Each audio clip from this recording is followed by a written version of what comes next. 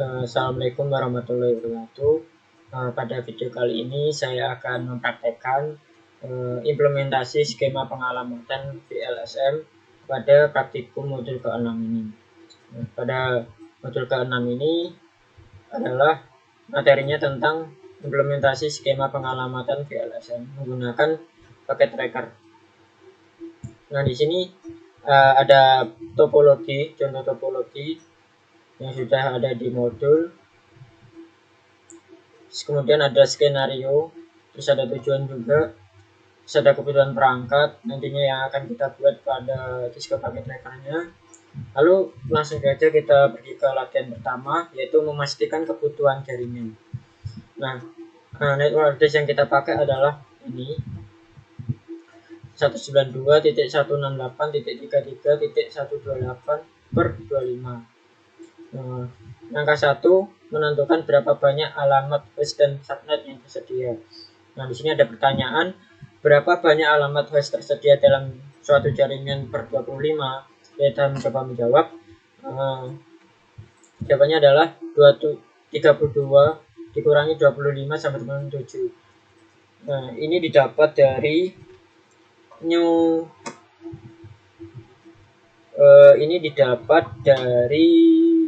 jumlah host dikurangi host yang pada IP address-nya tersebut sama dengan 7. Kemudian kita cari lagi 2 pangkat 7 sama dengan 128 min 2 sama dengan 126.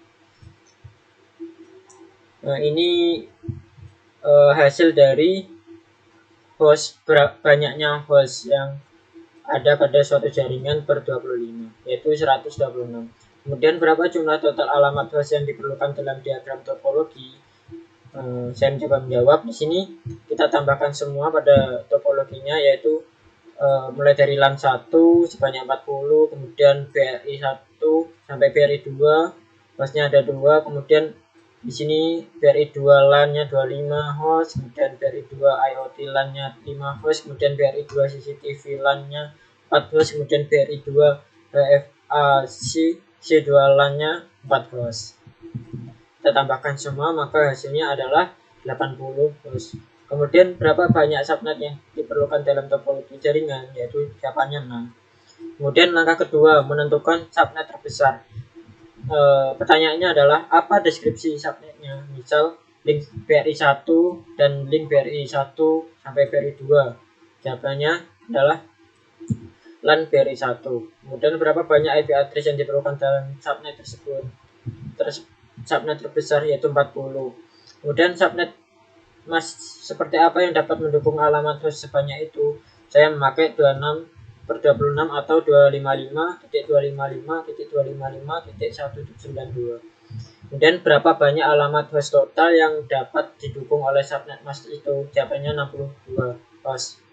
Dapatkah Anda subnet alamat jaringan 192.168.33.128/25 untuk mendukung subnet ini? Jawabannya bisa. Kemudian subnet network address yang dapat diperoleh dari subnetting ini adalah jawabannya seperti ini, 192.168.33.128/26. Ini saya dapatkan jawabannya dari percobaan mengerjakan ini tabel pada deskripsi subnetnya. Kemudian pertanyaan nomor 2, menentukan subnet terbesarnya sudah dijawab tadi. Angka ketiga, menentukan subnet terbesar kedua. Apa deskripsi subnetnya? Jawabannya subnet terbesar keduanya adalah LAN BR2. Kemudian berapa banyak IP address yang diperlukan untuk subnet terbesar kedua ini? Jawabannya 25. Kemudian subnet masknya seperti apa yang dapat mendukung alamat host sebanyak itu? Jawabannya 27/27 atau 255 atau 255.255.255.224. Kemudian berapa banyak alamat host total yang dapat didukung oleh subnet master itu? Jawabnya 30. Kemudian apakah subnet tersisa dan masih mendukung subnet ini? Jawabannya iya. Kemudian sebutkan network address-nya yang harus diperoleh dari proses subnetting ini. Jawabannya ini 192.168.33.192/27. dan sebagainya. Kemudian langkah keempat, menentukan subnet mask terbesar ketiga. Jawabannya adalah LAN IoT PR2. Kemudian berapa banyak IP address yang dibutuhkan? Jawabannya adalah 5. Kemudian seperti apa subnet mask yang dapat mendukung alamat host sebanyak ini? Yaitu per 29. Berapa banyak alamat host total yang dapat didukung oleh subnet mask tersebut? Jawabannya 6. Kemudian dapatkah Anda mensubnet lagi subnet yang tersisa dan masih mendukung subnet ini? Jawabannya ya. Terus apa network address yang berhasil dihasilkan oleh proses subnetting ini? Jawabannya 192.168.33.224/29 atau sebagainya. Kemudian langkah kelima, menentukan subnet tersebut terbesar keempat. Pertanyaannya yaitu deskripsinya adalah BRI 1 sampai BRI 2 link. Terus alamat IP-nya sebanyak 2, yang dibutuhkan sebanyak 2. Kemudian subnet yang mendukungnya adalah per 30. Berapa banyak alamat host total yang dapat didukung oleh subnet mask tersebut? Jawabannya 2. Kemudian apakah subnet yang tersisa itu masih mendukung? Jawabannya iya. Kemudian apa network address yang harus dihasilkan dari proses subnet ini? Jawabannya 192.168.248/30. Kemudian latihan kedua, merancang skema alamat VLSN. Langkah pertama, hitung informasi subnetnya. Saya sudah menghitung di sini. Network address-nya seperti ini. Network address-nya. Kemudian kita coba menghitung BRI 1 LAN. Dengan kebutuhan jumlah hostnya adalah 40. Maka network address-nya ini 192.168.33.128/25. Kemudian host address pertamanya kita tambahkan 1 di sini, jadinya adalah 192.168.33.126. Kemudian hostnya berapa?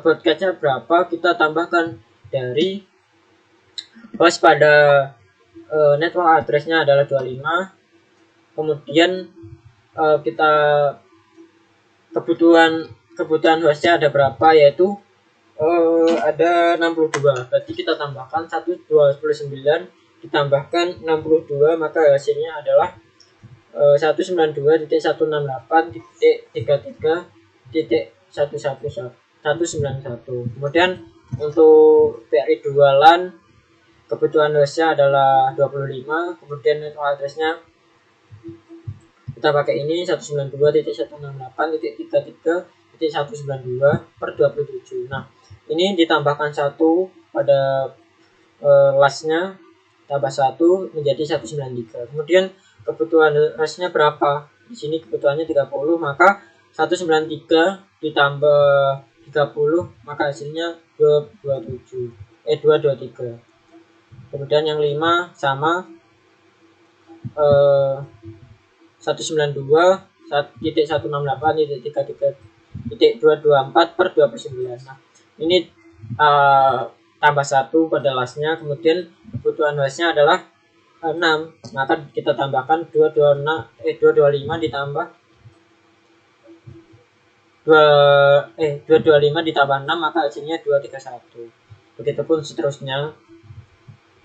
Maka kita pergi ke langkah selanjutnya.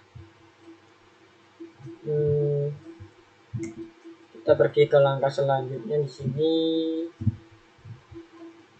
Sebentar.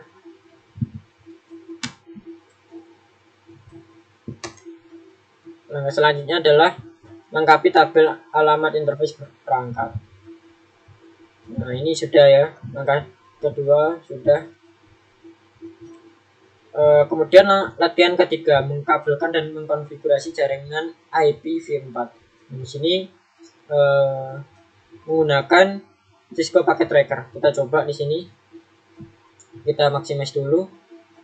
Nah, di sini sudah ada topologi jaringan menggunakan physical kita susun terlebih dahulu seperti topologi yang sudah ada pada modul tersebut. Nah, yaitu swiss 1 berada di atas, kemudian disusul dengan BR1 di sini berada di bawah dari S1, kemudian ada BR2, lalu swiss 2. Nah, langkah selanjutnya adalah melakukan proses pengkabelan. Proses pengkabelan adalah kita sambungkan antara swiss 1 ke BR1 menggunakan kabel copper trace through. Sini kita pilih, klik, lalu kita zoom, kita masukkan seperti di topologi. Nah, di sini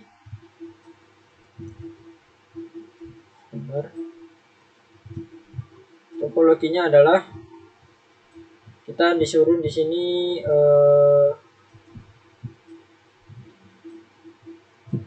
saya SMS dulu, saya zoom out.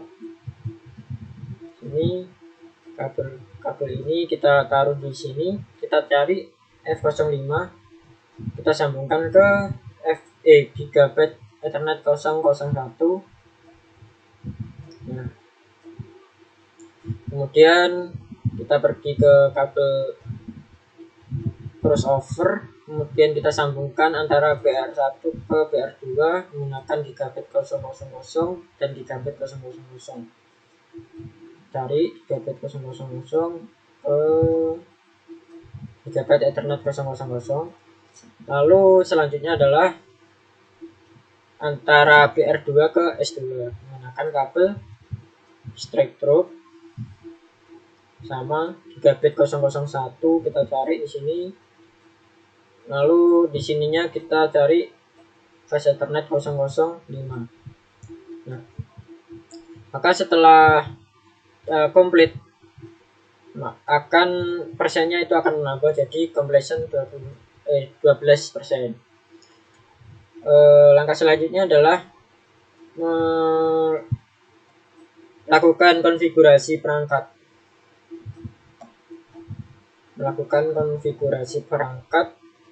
Sebelumnya kita pasang terlebih dahulu kabel konsolnya. Kita cari kabel konsol di sini. Nah, kabel konsol kita arahkan di sini, konsol arahkan ke dalam PC. Nah, terus pastikan routernya itu sudah menyala. Kita coba klik. Nah, di sini kita zoom in, kita nyalakan terlebih dahulu di sini. Oke, baru kita out. Kita akan melaksanakan konfigurasi router di dalam PC. Masuk, kita ke desktop, belok ke terminal, kita oke. Kita tunggu dulu. Nah, lalu kita coba di sini enable, lalu kita connect, lalu kita masuk ke, kita kasihkan nama terlebih dahulu, terus ini BR1, kemudian kita masuk di agar matikan DNS lookup untuk mencegah router menerjemahkan perintah yang salah, dimasukkan sebagai nama host. Kita masukkan di sini no IP domain lookup enter, lalu berikan kelas sebagai password terinskripsi privilege access untuk kedua router. Kita coba masukkan di sini enable create class, lalu kita masuk di berikan Cisco sebagai password konsol dan enablekan login untuk router. Kita pergi ke line console 0, kemudian passwordnya adalah Cisco. Ketik saja di sini passwordnya Cisco, password Cisco. kemudian kita login, lalu exit. Langkah selanjutnya adalah berikan Cisco sebagai password VTY dan enablekan. Kita masuk terlebih dahulu di line VTY 015, terus passwordnya Cisco. Lalu kita login, lalu exit,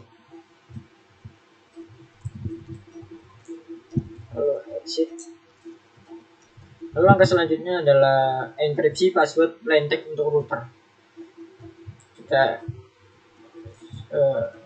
enkripsi terlebih dahulu.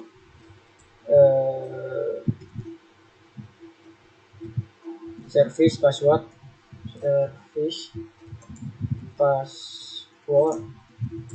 encryption, password encryption, service password encryption. Lalu kita kasihkan di sini banner, membuat banner di sini, banner mode. Kita kasihkan name saja 0411100032, kemudian Adi Setiawan. Kemudian kita pergi ke interface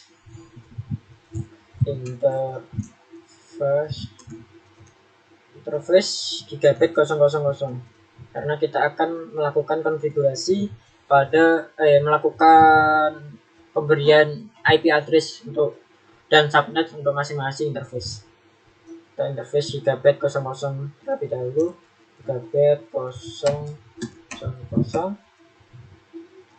Kemudian setelah itu kita kasihkan IP address-nya, kita sesuaikan dengan gigabit 00 di sini. Kita masukkan, kemudian hostname-nya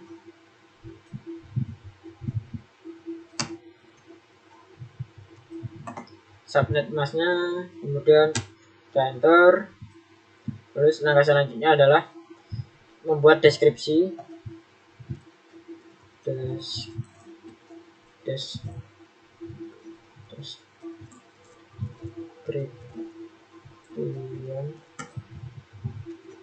description BR1, lalu kita no shutdown.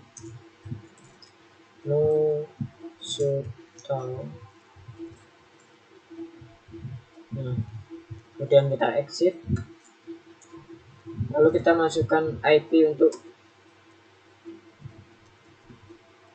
BR2.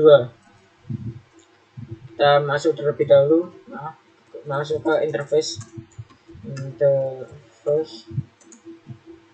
gigabit 001, lalu kita masukkan IP-nya, address, IP address-nya kita masukkan di sini.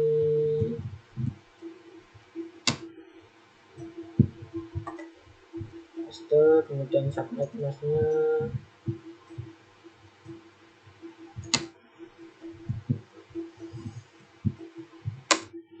kita masukkan di sini dan kita enter. Kita berikan deskripsi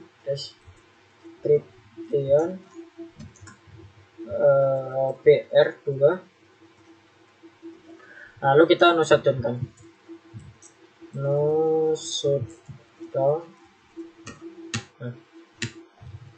Selanjutnya adalah kita exit,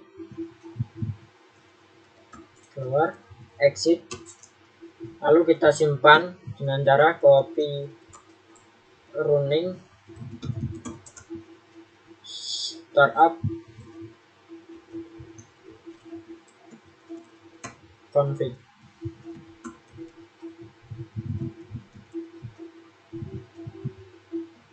Copy running config startup, copy running config startup config, enter. Oke, maka proses konfigurasi pada PR1 setelah selesai, kita close saja. Nah, setelah selesai konfigurasi satu router, maka completionnya akan naik menjadi 56%. Kemudian untuk PR2 caranya sama, hampir sama, tapi kita harus memasang kabel konsol ini ke dalam PR2. Nah, pastikan di sini routernya sudah nyala, kita zoom, kita nyalakan terlebih dahulu, kita close, dan kita konfigurasi di sini ke terminal. Oke, kita tunggu, terlebih dahulu.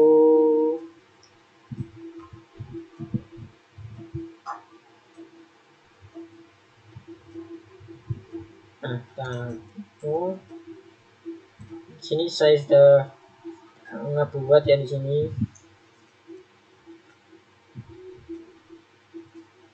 Sebenarnya kita ganti di sini 2 supaya cepat. Lalu epic domainnya untuk ini kita ganti.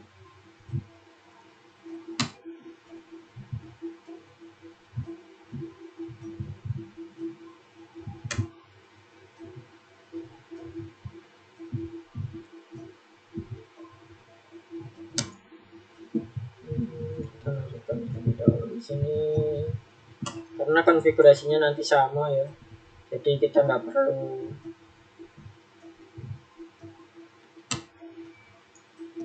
konfigurasi dari awal, kita tinggal masukkan di sini.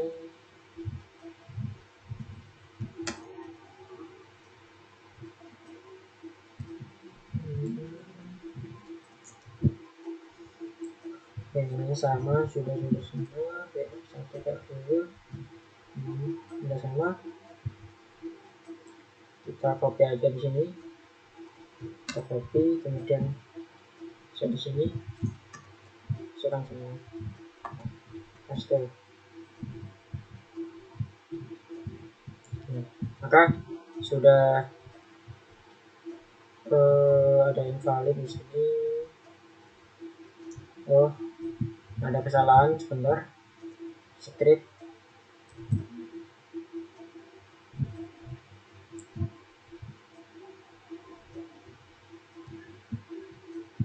Kita coba lagi.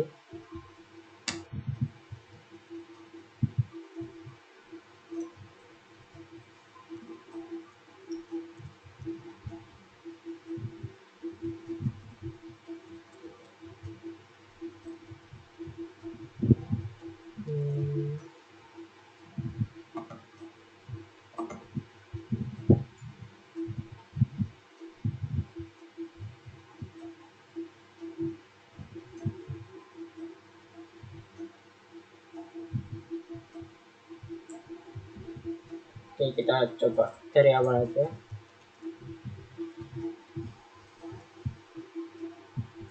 Sini errornya terdapat pada setelah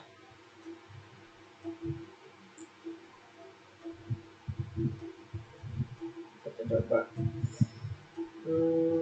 masukkan di sini enable script class, kemudian dan console null, password.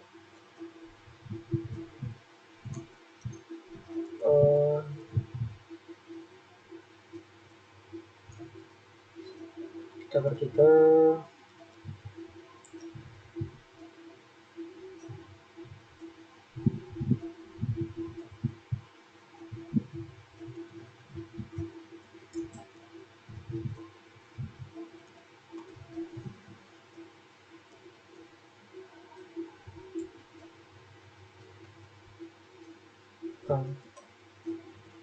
oke.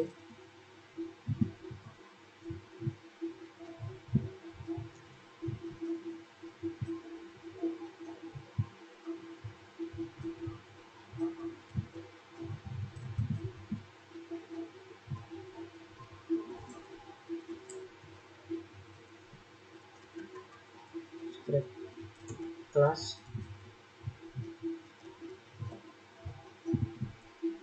Kita pergi ke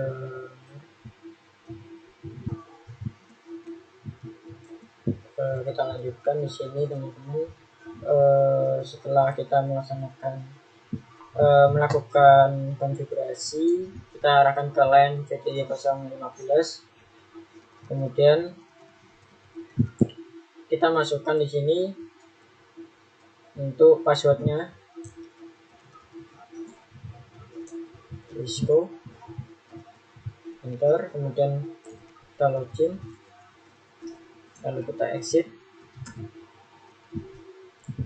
lalu kita pergi ke service password, biar dia terenkripsi, encryption service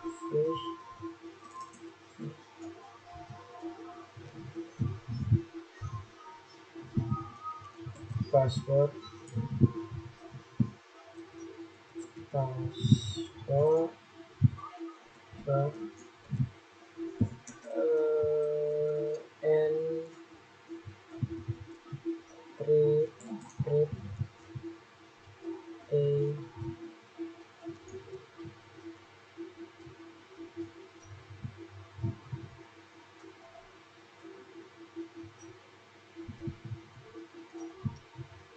enter. Kemudian kita kasihkan banner di sini, banner mode 3041111 terus 20411100032, kemudian nama saya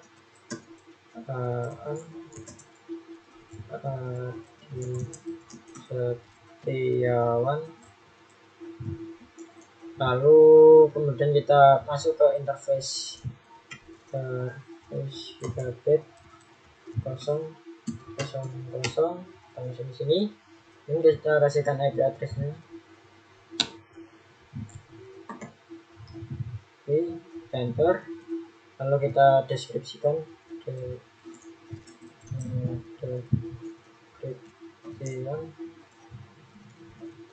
description dengan PR1, enter. Kita selanjutnya adalah no shutdown kan, no shutdown. Lalu kita exit, lalu kita masuk ke interface gigabit 001. Lalu kita kasihkan IP di sini.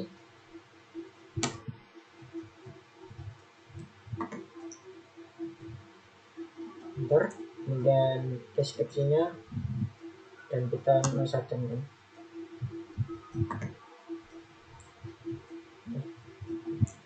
Kemudian kita exit. Kalau kita exit lagi, lalu kita copy running untuk menyimpan, copy running config, lalu startup config.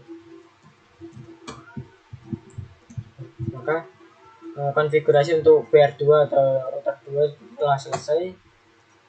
Kalau sudah, maka completionnya akan 100%. Lalu soalnya adalah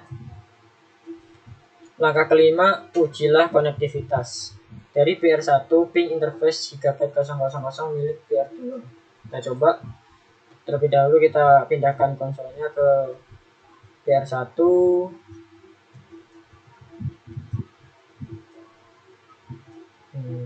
Ini di sini. Lalu kita coba ping.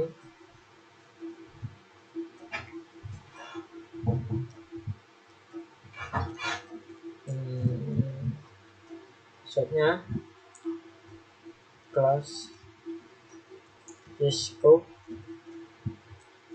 Kemudian kita coba ping kepada gigabit 000 milik PR2.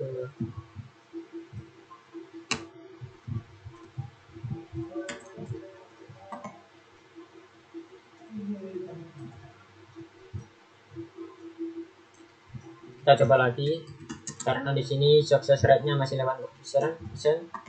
Kita coba ping. Nah, success rate-nya adalah 100%. Dan soal selanjutnya adalah coba ping dari PR2 ke interface gigabit 00 milik PR1.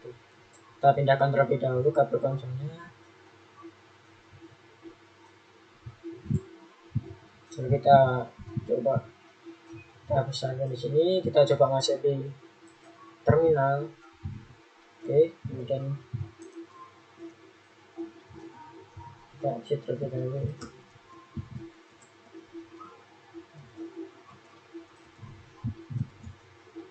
Kita coba ping ke gigabit milik gigabit 00 milik PRI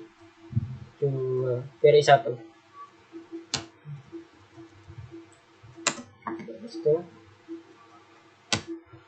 Nah, success rate-nya adalah 100%.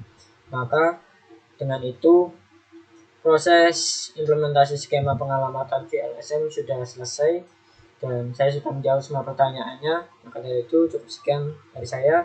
Assalamualaikum warahmatullahi wabarakatuh.